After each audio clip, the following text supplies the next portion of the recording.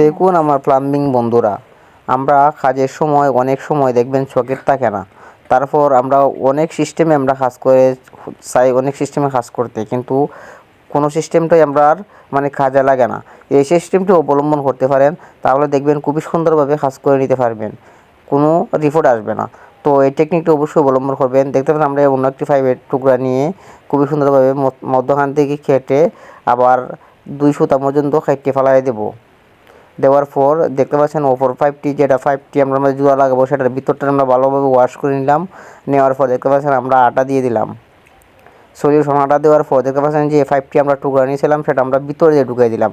ভিতরে ঢুকানোর মাধ্যমে ভিতরে একটি সকেট হয়ে গেল আমাদের। তো অপর পাইপটি আমরা ভালোভাবে এটার ভিতরে ঢুকিয়ে নিয়ে ভালোভাবে জয়েন হয়ে যাবে। তো এই টেকনিকটা অবলম্বন করতে পারেন, তো খুবই ভালো এবং মজবুত হবে। আর যদি ভিডিওটি ভালো লাগে শেয়ার দিয়ে অন্যরা দেখার সুযোগ করে দিবেন। আর যদি ভালো লাগে পেজটি ফলো দিয়ে রাখবেন। আসসালামু আলাইকুম।